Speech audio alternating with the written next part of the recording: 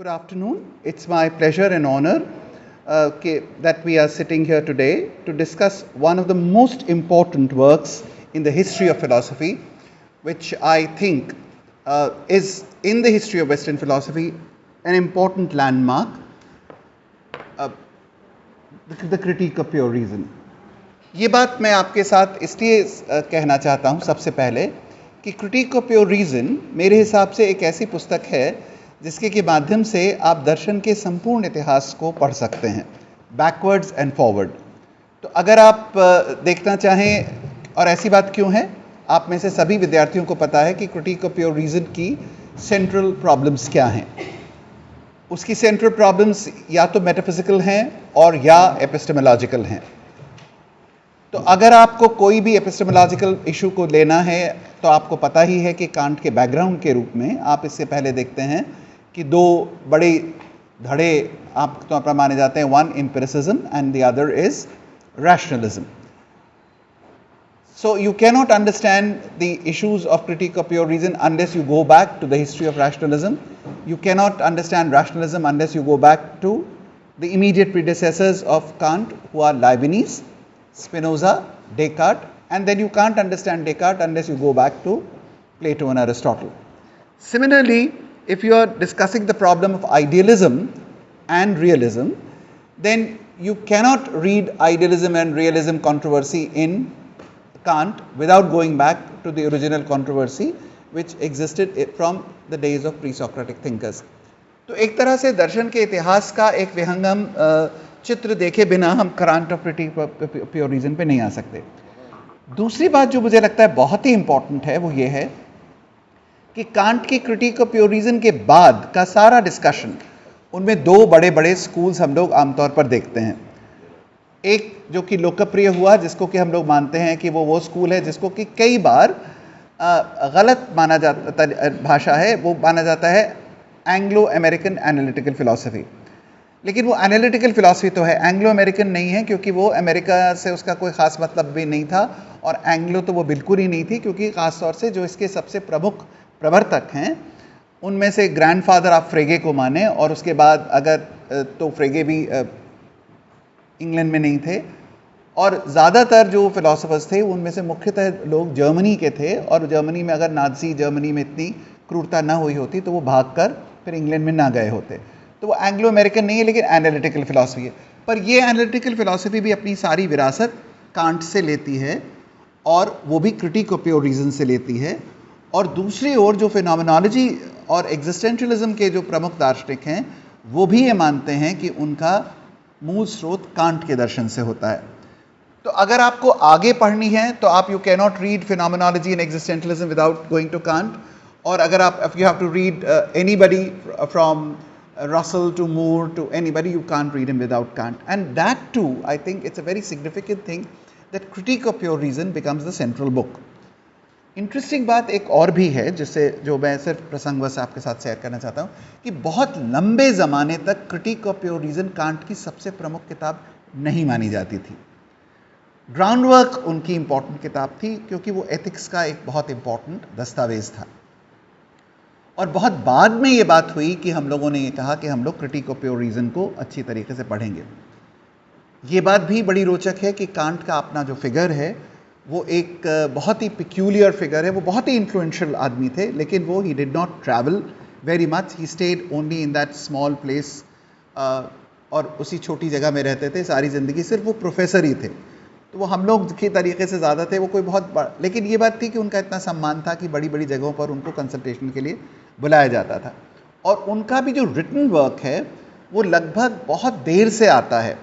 He is almost 57 or 58 years old when he starts writing a Critique of Pure Reason, और वो फिर उसके बाद फिर immediately 2 साल बाद वो लिखते हैं Prolegomena to Any Future Metaphysics। उसके बाद वो लिखते हैं Critique of Judgment और Critique, जो सारी critiques हैं वो लगभग 8-10 साल में जल्दी जल्दी लिखी जाती हैं। पर ये पीरियड बहुत लेट है, ज़्यादातर टाइम उनका पढ़ाने में गया। और ये भी बड़ी रोचक बात है कि जो वो पढ़ा रहे थे उनमें से वो पढ़ाते तो रैशनलिज्म थे, और आप सबको अंदाज़ है कि रैशनलिज्म का जो कांट का इमीडिएट बैकग्राउंड है, he was actually teaching Leibniz. और ये बात भी बड़ी इंटरेस्टिंग है, जो हमारे छात्रों के लिए बहुत रोचक और महत्वपूर्ण है, और आप लोग के लिए रीअश्योरिंग भी होगी। कांट एक बहुत बड़े स्कॉलर नहीं है टेक्निकल तरीके से। तो अगर स्कॉलरशिप ये माने कि कोई जना संस्कृत का स्कॉलर है तो वो संस्कृत के व्युत्पत्ति भी बता सकता है, विभक्ति भी बता सकता है, उसका इतिहास भी बता सकता है, या कोई ग्रीक लर्निंग में है तो वो ग्रीक लैंग्वेज को जानता है। कांट जिन लोगों के बारे में बात कर रहे थे, इंक्लूडिंग लाइबनीज, उनको उन्होंने बहुत ज़्यादा सीधे पढ़ा नहीं था, और उन्होंने ज़्यादातर अपने टीचर जो उनके बाumgarten और वुल्फ थे उनसे ही उनको संदेश मिला था। और दूसरी बात ये कि जिसको वो सबसे इम्पॉर्टेंट मानते हैं अपने इतिहास में, जो वाक्य आप लोग बार बार सुनते हैं, that David Hume woke me up from my dogmatic slumber, मेरी जड़तापूर्ण निद्रा से मुझे डेविड ह्यूम ने जगाया। डेविड ह्यूम अंग्रेज़ी में लिखते थे और कांट को बिल्कुल अंग्रेज़ी नहीं आती थी, तो बहुत ही रद्दी सा कोई जर्मन ट्रांसलेशन उनके पास रहा होगा जिस वजह से उन्होंने कुछ चीज़ें देखी।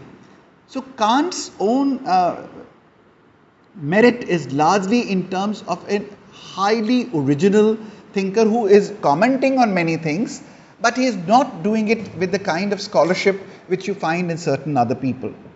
And therefore the difficulties of reading Kant are many, क्योंकि वो एग्जाम्पल्स भी कई बार बहुत ही अजीब से देते हैं, उनकी लैंग्वेज भी बहुत सारी कंफ्यूज होती है, और कांट को बड़ा दुख होता था कि मेरी क्रिटिक ऑफ प्योर रीजन को कोई समझता क्यों नहीं है, और उसमें जो बातें कही गई हैं वो ठीक से लोगों को समझ में क्यों नहीं आई, और ख़ुद भी उन्होंने ये माना कि मैंने इतनी मुश्किल लिखी थी कि इसको एक्सप्लेनेशन की ज़रूरत है। लेकिन in many people, many commentators on can't say कि उनका स्टाइल इसके लिए ज़िम्मेदार है, क्योंकि वो बहुत ही अलग तरीके से लिखते हैं। This is what I am giving you only as a background to the Critique of pure Reason, and then what I thought is that if we have 5 lectures, then what we can do is that we will take a few things in these things, and my plan was that today in the beginning we will try and understand that what are the 4 or 5 critical problems of Kant's critique of pure reason, number 1. 2, we will try and see that how does he divide the critique of pure reason, and generally we find 3 sections in the critique of pure reason, and we say so there are 3 sections, but I think there are 4 sections because the introduction is as important. And the major thing that he's talking about, the analytic synthetic distinction, is actually comes only in the introduction. So I would I'd like to talk about it in terms of 4 sections, and then we will also try and see that a few technical terms which he is using, like say for instance transcendent, transcendental, pure, and a priori, how are these terms used by a philosopher like Kant? क्योंकि ये terms भी आगे जब आप देखते हैं, और बहुत सारी हम लोग आपस में क्योंकि बातचीत कर रहे हैं एक इनफॉर्मल तरीके से, तो बहुत सारी चीज़ें मुझे लगता है कि अपने विद्यार्थियों के संदर्भ में भी मैं ये कहना चाहूँगा कि जैसे ए प्रायराई शब्द का ही जो हम अब आगे चलकर धीरे धीरे देख करके देखेंगे, उनमें भी कई बार दिक्कत ये होती है कि उसको ट्रांसलेट करने में भी, हिंदी में भी कई बार आपने देखा कि उसका ट्रांसलेशन आप देखते कई अच्छी किताबों में भी वो हो जाता है जन्मजात के रूप में। अब अगर आप जन्मजात कर रहे होते तो फिर मुश्किल हो जाती है, वो इन्नेट की तरह से हो जाता है, और वो डेकार्ट की तरफ आप जा रहे होते हैं, कांट की तरफ नहीं जा रहे होते, और कांट बिल्कुल इन्नेटनेस के खिलाफ हैं। पर ट्रांसलेशन में ऐसा हो गया, और वो स्टैंडर्ड ट्रांसलेशन है, सभी बच्चों ने बीओ में वो किताब पढ़ी है, तो that is why it becomes like that. So that's my plan that we will talk about this today. In the next, then I think I will take in detail the introduction where he talks about the analytic synthetic distinction, and then he talks about synthetic a priori judgments. Then what I'd like to take कि जो पहला उनका section है जो आपके transcendental aesthetics है, और उसमें भी जैसे ये बात है कि एस्थेटिक्स शब्द का मतलब क्या है, जो आज हम लोग थोड़ा देखने की कोशिश करें। एस्थेटिक्स से वो क्या आशय लेते हैं, क्योंकि एस्थेटिक्स से आमतौर पर हम लोग सौंदर्य शास्त्र की बात करते हैं, पर why does he use the term and in what term, उसके अंदर वो स्पेस और टाइम को लेके चल रहे हैं, और उसका क्या discussion, that we will take in one class. और उसके अंदर के जो क्या आर्ग्यूमेंट्स दे रहे हैं, वो 2 तरह के आर्ग्यूमेंट्स दे रहे हैं, एक जिसको वो कहते हैं ट्रांसेंडेंटल डिडक्शन, और एक जिसको वो कहते हैं मेटाफिजिकल डिडक्शन। और इसी तरह के टाइम के बारे में भी एक ट्रांसेंडेंटल डिडक्शन और दूसरा मेटाफिजिकल डिडक्शन देते हैं। फिर उसके बाद वो जो सेकेंड सेक्शन है आता है उनकी किताब का, जिसको हम लोग कहते हैं ट्रांसेंडेंटल एनालिटिक्स, उसके अंदर 2 सेक्शंस हैं, एक प्रिंसिपल्स का और एक कॉन्सेप्ट्स का, और जिनमें वो ये बताते हैं कि कौन से वो बाधा बुद्धि के विकल्प हैं जिनके माध्यम से वो अपनी बुद्धि के हमारी फैकल्टी ऑफ जजमेंट काम करती है। और ये this is very very important that how can't think that he makes an improvement upon Aristotle, क्योंकि उनका ये कहना है कि अरिस्टोटल ने भी कैटेगरीज दी थी, पर अरिस्टोटल ने हमें कोई प्रिंसिपल नहीं दिया था कि जिसके आधार पर हम कैटेगरीज दें। क्यों हम उन्हीं कैटेगरीज को माने? तो कांट ये कहते हैं कि हम पहले आपको एक प्रिंसिपल देते हैं कि क्यों यही 12 कैटेगरीज हो सकती हैं, न इससे ज़्यादा न इससे कम। हालांकि ये बात कांट की अपने आप में बात भी किसी ने नहीं मानी। ज़्यादातर लोगों ने कहा कि अगर कैटेगरीज ऑफ द माइंड हम लोग अप्लाई करते हैं तो फिर हम 16 भी कर सकते हैं, ज़्यादा भी कर सकते हैं। और ज़्यादातर जो पूरा इंटरप्रिटेशन है कांट को एक सब्जेक्टिविस्ट के रूप में, और ये मानने वाला कि जिसने ये कहा कि मनुष्य का योगदान होता है ज्ञान की प्राप्ति, ज्ञान के ऑब्जेक्ट को डिटर्मिन करने में। उसके बाद से प्लूरलिज्म का उनको एक तरीके से आरंभिक बिंदु मान लिया गया, जो मेरे हिसाब से प्रॉब्लमेटिक है, पर वो एक बहुत बड़ी परंपरा है जो हीगेल वाले थिंकर्स से लेके अब तक चली आ रही है। तीसरा सेक्शन जो कांट की क्रिटिक ऑफ प्योर रीजन का है वो मुझे लगता है बहुत इंपॉर्टेंट है, जिसके ऊपर हम लोग फिर एक चर्चा करेंगे अपने चौथे लेक्चर और 5वें लेक्चर में।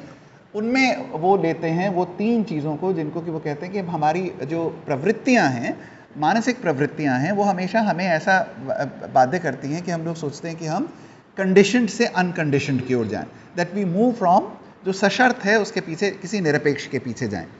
और जब हम निरपेक्ष के पीछे जाने का प्रयास करते हैं तो हम कई बार वास्तविक और संभावित अनुभव की सीमा का अतिक्रमण करते हैं।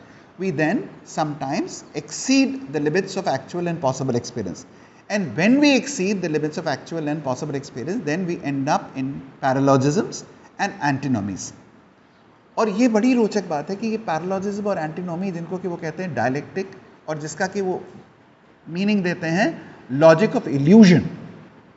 आमतौर पर दर्शन हम लोग उसी को समझते हैं। आमतौर पर हम लोग दर्शन क्या समझते हैं?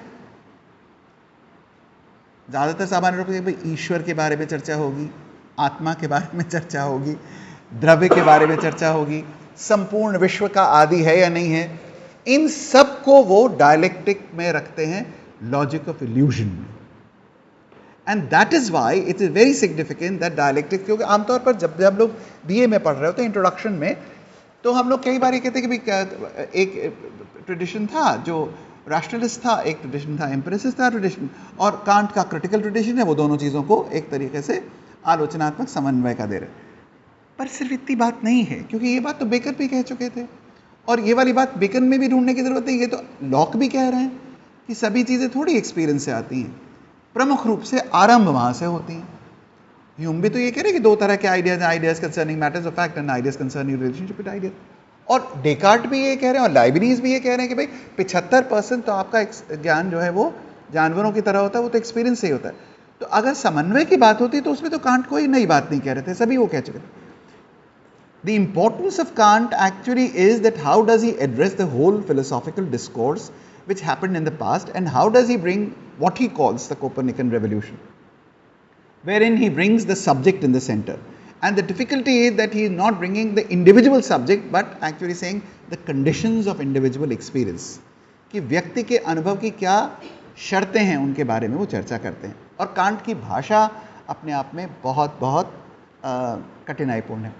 So what I now, this is the framework in which I thought that we will talk for some time. So I have already taken something like 5 or 10 minutes. So I'll try and keep it short, और जब जैसे जैसे सवाल आते जाएंगे वैसे वैसे हम लोग इसको देखते जाएंगे। एक दृष्टि ये, सबसे पहले तो बात यही कि इसका नाम क्रिटिक ऑफ प्योर रीजन क्यों है। तो हिंदी में इसका नाम रखते हैं शुद्ध बुद्धि पर मीमांसा। अब क्रिटिक को आप मीमांसा अगर मान रहे हैं या एक समालोचना या क्या कहेंगे, एक तरीके से ये आलोचनात्मक दृष्टिपात है शुद्ध बुद्धि के क्रियाकलापों पर अगर आप आलोचनात्मक दृष्टिपात कर रहे हैं तो कैसे कर रहे हैं? What is the equipment by which you are critiquing pure reason? And then it is interesting that actually you are examining reason with reason. बुद्धि के माध्यम से ही बुद्धि की परीक्षा आप कर रहे हैं, क्योंकि और तो आपके पास कोई तरीका नहीं है। अनुभव से बुद्धि की परीक्षा नहीं कर रहे हैं, संवेदना से नहीं कर रहे हैं, सह संवेदन से नहीं कर रहे हैं।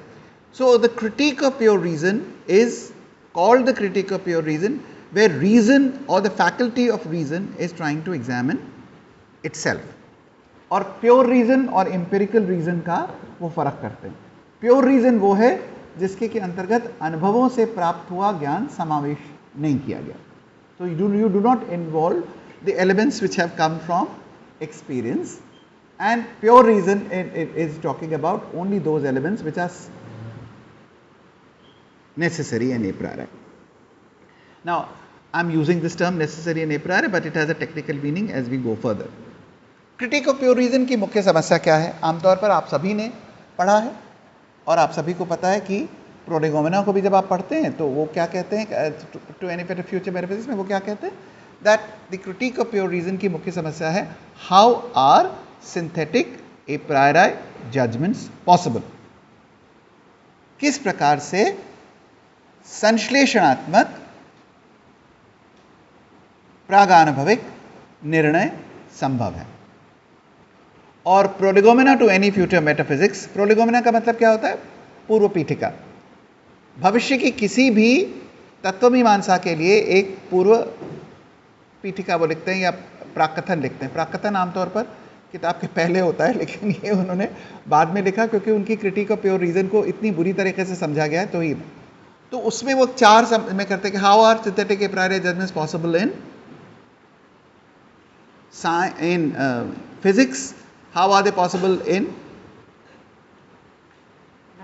mathematics, and how are they possible in metaphysics. इन तीन के रूप में वो क्या करते हैं और वो कहते हैं कि उनमें किस तरह से संभव है और कैसे यहाँ पे संभव है. पर ये भाषा सिंथेटिक ए प्रायरी जजमेंट्स की, ये भाषा कांट के पहले किसी ने नहीं प्रयोग करी थी. सिंथेटिक जजमेंट्स क्या होते हैं, एनालिटिक जजमेंट्स क्या होते हैं, ए प्रायरी का मतलब क्या है, ए पोस्टीरियरी का मतलब क्या है, इसको एक्सप्लेन किए बिना how then can you understand the statement that Kant's main problem is how are synthetic a priori judgments possible. आपकी समस्या को और अपनी समस्या को आसान बनाने के लिए मुझे जो सूत्र मिलता है वो अपनी जो मेरी टीचर थी उनके जो टीचर थे उनसे मिलता है. मेरी टीचर प्रोफेसर रूपरेखा वर्मा थी और वो क्राइस्ट कॉलेज ऑक्सफोर्ड में जब पढ़ के आई थी तो प्रोफेसर पीएफ स्ट्रॉसन, पीटर स्ट्रॉसन उनके टीचर थे. और स्ट्रॉसन की एक किताब है जिसका नाम है बाउंड्स ऑफ सेंस. और बाउंड्स ऑफ सेंस एक तरीके से क्रिटिक ऑफ प्योर रीजन का ही एक रिफॉर्मुलेटेड फॉर्म है. और बाउंड्स ऑफ सेंस के बात को अगर हम माने तो वहाँ पर हमको उसमें से ये सूत्र मिलता है जो आगे चलकर विल्कर्सन वगैरह लेते हैं कि वास्तव में कांट की क्रिटिक ऑफ प्योर रीजन की समस्या को अगर हम आसान भाषा में समझने की कोशिश करें तो वो ये है, what are the limits of actual and possible experience. हमारे वास्तविक और संभावित अनुभव की सीमाएं क्या हैं, कौन कौन से अनुभव हमारे पास हो सकते हैं और कौन कौन से नहीं हो सकते, और उसके परिसीमन में हमको क्या क्या ज़रूरत पड़ती है जिसके के माध्यम से what are the conditions of actual and possible experience.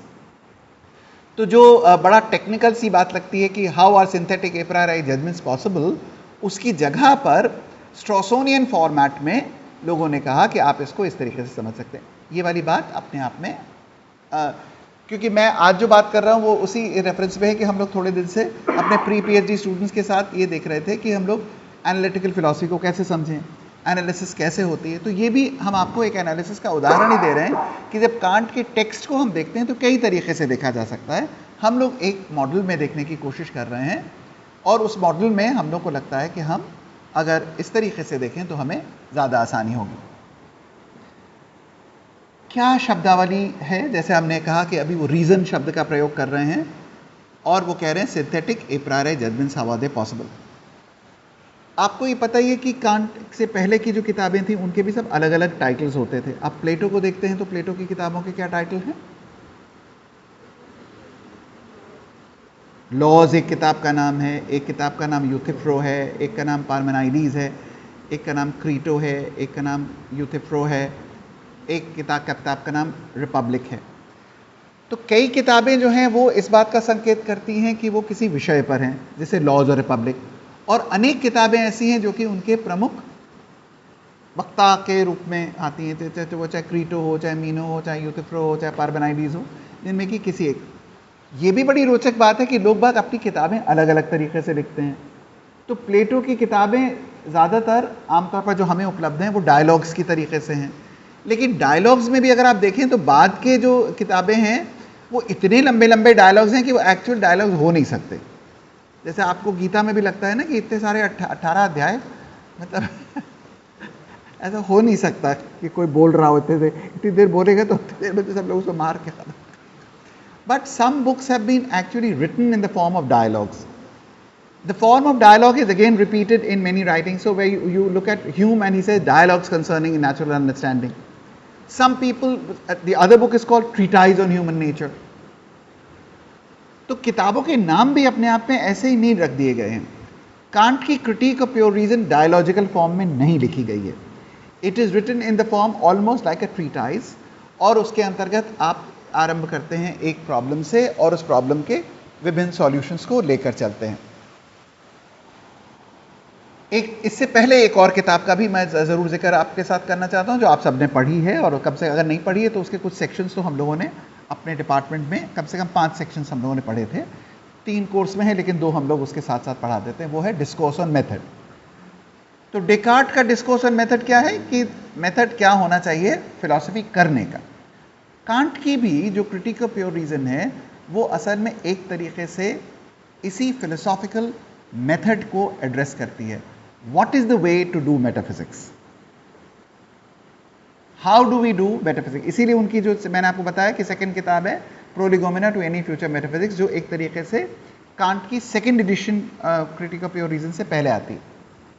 ये एक रोचक बात मैं आपके साथ फिर सुबह अभी शेयर करता हूं कि 1780 में कांट की critic of pure Reason publish होती है, और जब क्रिटिक्स उनके होते हैं वो सब उसके ऊपर आलोचना करते हैं. आप लोगों को भी लगता है कि क्रिटिक्स की बड़ी मूल्य होता है. आप लोग भी अब देखते हैं, पिक्चर देख रहे होते हैं तो जल्दी जल्दी रिव्यू देखते हैं. कांट के साथ भी जो क्रिटिक्स थे उन्होंने कहा कि कांट कोई नई बात नहीं कह रहे हैं. What he is saying is actually said by the idealists, कि भाई ज्ञान के अंतर्गत जो ज्ञाता है उसकी प्रमुख भूमिका है. ये बात तो बर्कले से ज़्यादा अच्छी तरह से किसने कही होगी, डेकार्ट से ज़्यादा किसने अच्छी तरीके से होगी. तो कांट एक तरीके के आइडियलिस्ट ही हैं, ये कोई नई बात नहीं कह रहा. और कांट को इस बात का बड़ा दुख हुआ क्योंकि उस ज़माने के क्रिटिक्स का भी ये था कि 2 डब्बे आपने बना रखे हैं, एक आपने आइडियलिस्ट का रखा है, एक आपने रियलिस्ट का रखा है. इसको इसमें रखो और इसके ऊपर इसके कॉफिन में नेल लगा दो, अब इसको आइडियलिस्ट की कबर में डाल दो, और ये रियलिस्ट है इसकी कबर में डाल दो. So Kant was extremely disappointed when he was not considered to be presenting something new and important and only representing the old idealism in perhaps a new vocabulary. And therefore Kant had to write Prolegomena to Any Future Metaphysics to clarify that he is actually not an idealist at all. आपको ये पता ही है कि बहुत clearly शुरू के section में एक उनका सेक्शन है रिजेक्शन ऑफ आइडियलिज्म, और बाद में भी वो आके कहते हैं, और फिर लेकिन फिर भी ये सवाल डिसेप्टिवली रहता है because you keep on asking this question. Can't is an empirical realist but transcendental idealist. तो एक तरह से आइडियलिज्म पर वो ऐसी ही बात है जैसे आप कहें कि नहीं प्लेटो भी रियलिस्ट है because he believe that ideas are real, but that I think is a little taking it too far. Kant is in any ordinary sense he is not an idealist. And Kant जिनको idealist मानते हैं वो भी बड़ा peculiar categorisation है. उनके हिसाब से बर्कले भी आइडियलिस्ट हैं जो ये मानते हैं कि संसार की सभी चीज़ें अपने आप में they are of the nature of consciousness, और डेकार्ट भी आइडियलिस्ट हैं क्योंकि वो मानते हैं कि consciousness is primary and other things are secondary. So primacy of consciousness is according to Kant idealism. So that's one very important thing in Kant's understanding, and Kant is certainly not an idealist according to his own lights. So 1780 he writes the book. His book is badly received, so he has to write a rejoinder to it, Prolegomena to Any Future Metaphysics, which has 2 or 3 important differences from the Critique of Pure Reason.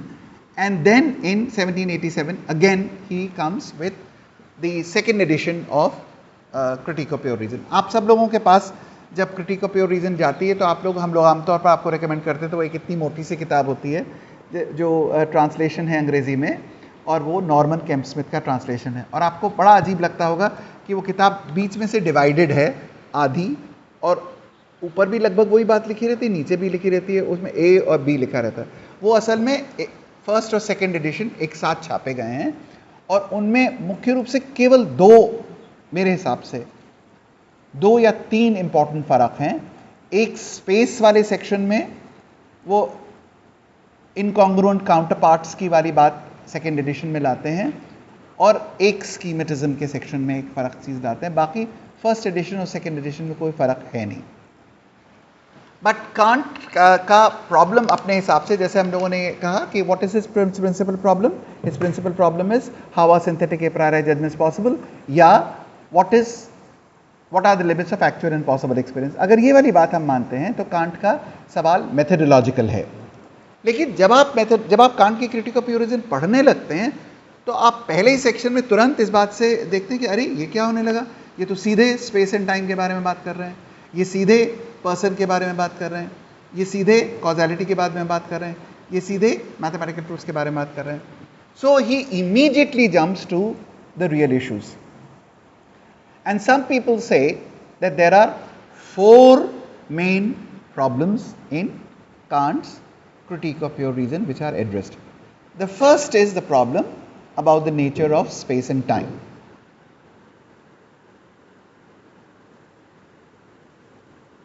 So you all know,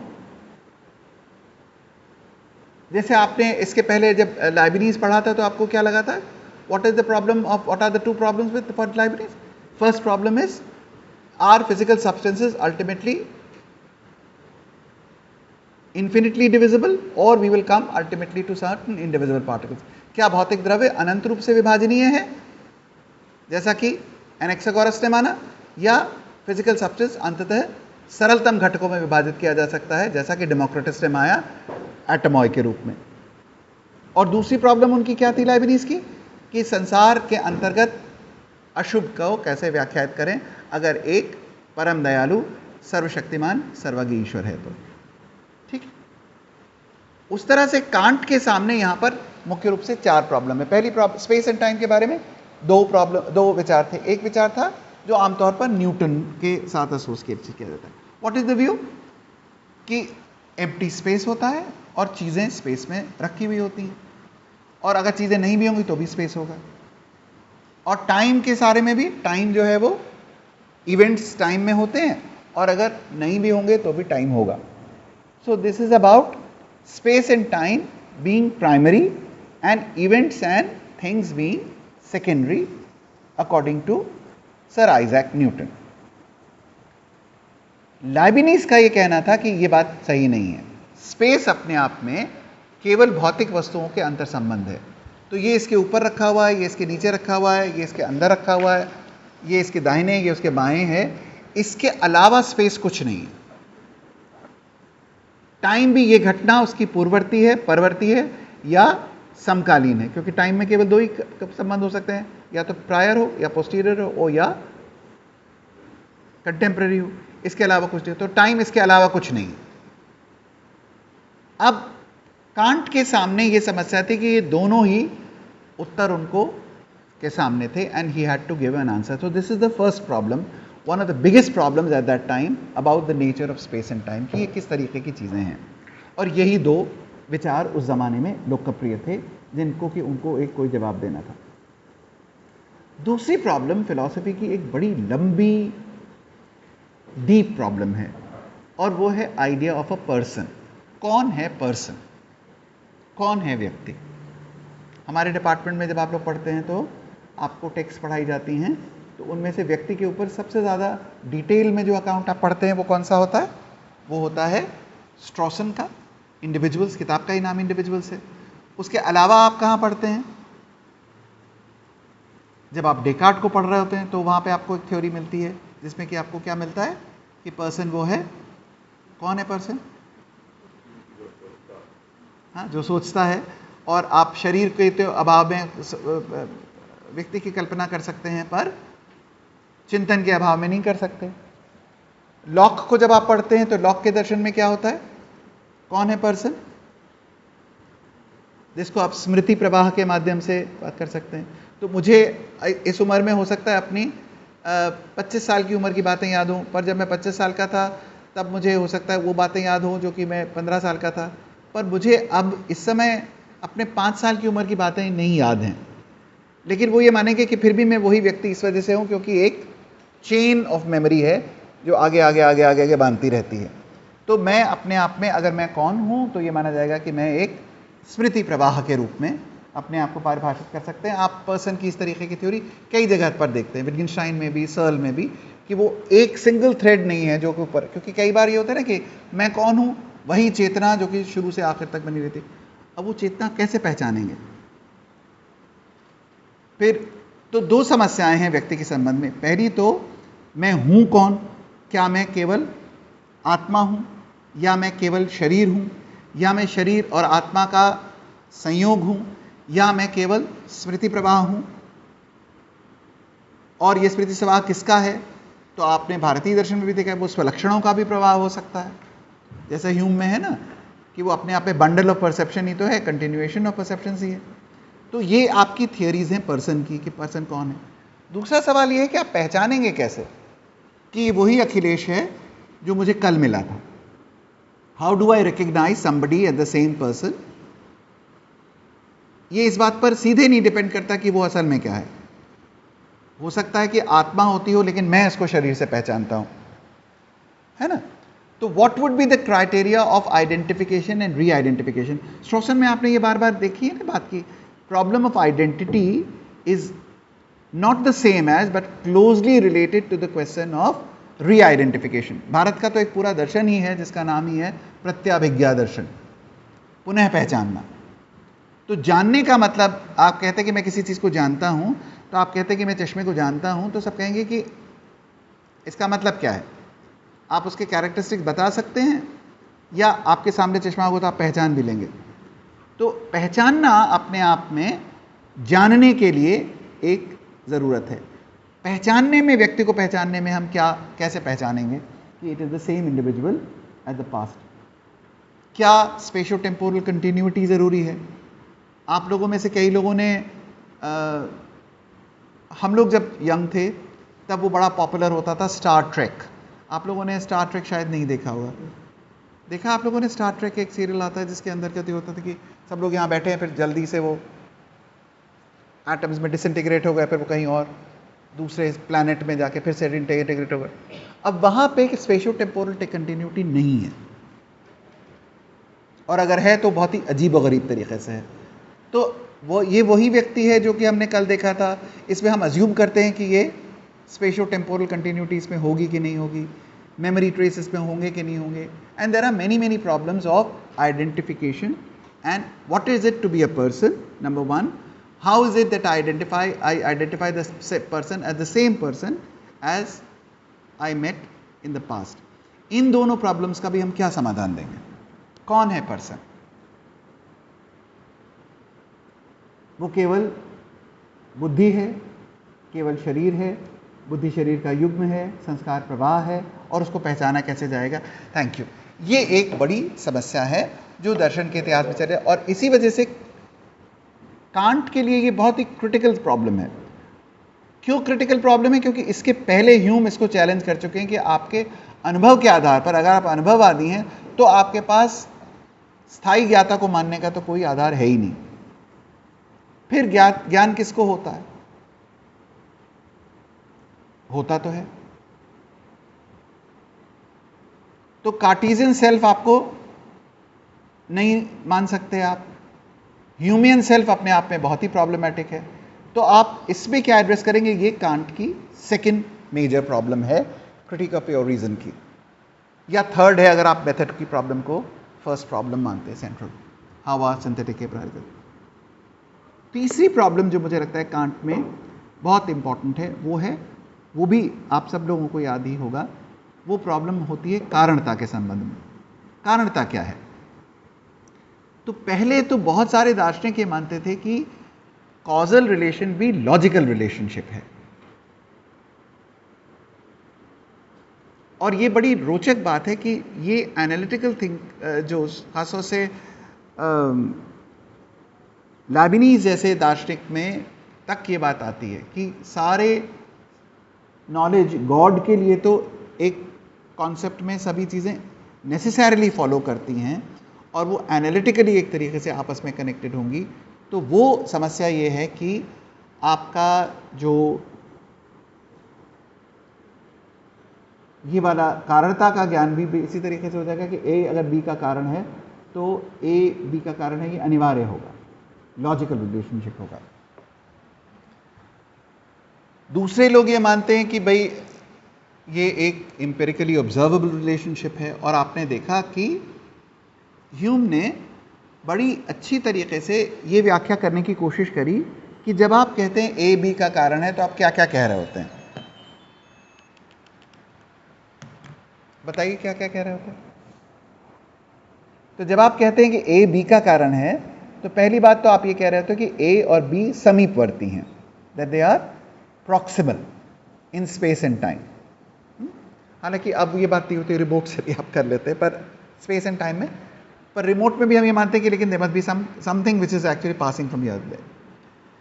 तो they are contiguous in space and time, number one. दूसरी बात वो ये कहते हैं कि A is prior to B when you say that A B का कारण है। और तीसरी बात आप क्या कहते हैं, ए और बी में नियत साहचर्य का संबंध है, कि जो रिलेशनशिप है जो आप इंडियन फिलोसॉफिकल में व्याप्ति संबंध की तरह कहते हैं कि उनके बीच में नियत साहचर्य हमेशा साथ साथ होता है।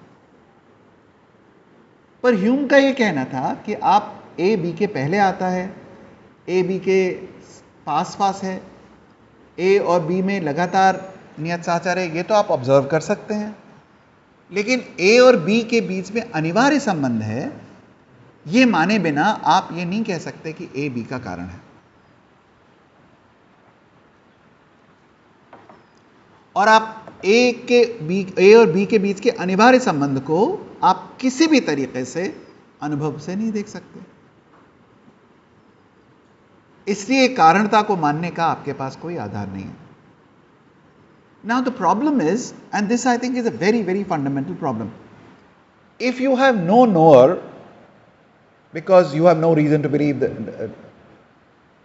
in the existence of a knowing object, if you have no known object and if you do not have causality, then you have no knowledge at all. And if you have no knowledge, what happens to philosophy? Because philosophy is actually discussing about knowledge. जब knowledge होगी ही नहीं तो फिर आप, so in Hume, can we go on? All right. So now we have that. So on causality, there were also two views, that causality is a logical relationship. The other was that it's an empirical relationship, and Hume had hugely challenged the question that what do you make up of causality? So Kant had this third problem also to address, or as I said, the fourth problem. The fourth or the fifth problem, if we want to say, is actually a technical problem which does not come in the same language as it comes in the previous scholars, and that is about the status of mathematical truths. गणित के जो सत्य हैं, जैसे, और गणित से भी मैं आपको ये याद दिला दूं कि जिस गणित की बात कान कर रहे हैं उसका मतलब होता था अंक गणित और ज्योमेट्री। अन्य जो विधाएं थी उनके बारे में, अलजेब्रा, ट्रिग्नोमेट्री, मेंसुरेशन, इन सब के बारे में वो बातचीत नहीं कर रहे हैं। उनका अजम्पशन केवल ये है कि we are talking about arithmetic and geometry. और ज्योमेट्री भी आपको ये अंदाज होना चाहिए कि जिस ज्योमेट्री की वो बात कर रहे हैं कांट के टाइम तक 1780 की, तो वो ज्योमेट्री केवल तब तक पाइथागोरियन ज्योमेट्री ही है।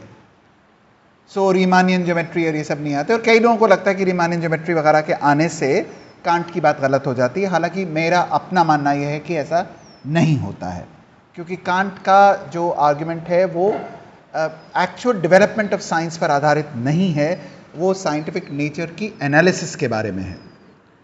और इसीलिए जो लोग बार बार आइंस्टाइन और इन सब के आने से ये मान लेते हैं कि कांट की बातें को चुनौती मिलती है, मेरे हिसाब से नहीं मिलती है, but that we will come to later. So but the fourth problem is a technical problem, कि ये जो स्टेटमेंट्स हैं कि 7 और 5 मिलकर 13 होते हैं या 12 होते हैं, 12 होते हैं ना। सो और जो ज्योमेट्री के ट्रूथ्स हैं, that if you are looking at a right angle triangle, then the three angles of a right angle triangle are going to be equivalent to two right angles. इस तरीके के स्टेटमेंट्स को उनका ये कहना था कि ये स्टेटमेंट्स अपने आप में आमतौर पर कई लोग तो मानते हैं कि ये तो एनालिटिक हैं, ये तो परिभाषा की तरह से हैं, पर कांट का ये कहना था कि नहीं। और कुछ लोगों का बड़ा रोचक बात है कि एक रीडिंग ये है जिसमें कि वो लोग कहते हैं कि ये आता है हमारा, जिसमें जॉन स्टुअर्ट मिल को भी ये लोग एसोसिएट करते हैं कि जो मैथमेटिकल स्टेटमेंट भी है they are also only very high levels of generalisation, कि वो भी एक प्रकार के सामान्यीकरण है.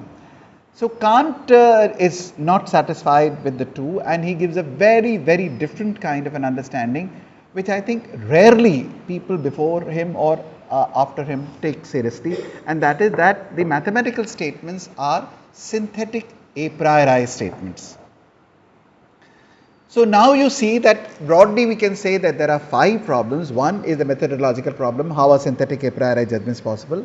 Number one. Number two, we take this problem that how do we understand space and time. Number 3, we take this question that who is a person and how do we identify a person. Number 4, we have this question that what is the nature of causality. And number 5 is the question that how do we understand the status of mathematical statements. तो एक ये तरीका है can't की critic of pure reason को देखने का. मैं ये बार बार ये कह रहा हूँ कि कांट की क्रिटिक ऑफ प्योर रीजन एक इतनी समृद्ध किताब है और उसको देखने के बहुत सारे नज़रिए हो सकते हैं. तो this is not perhaps the only way. I am following a model in which I think that we will usefully understand it in this way.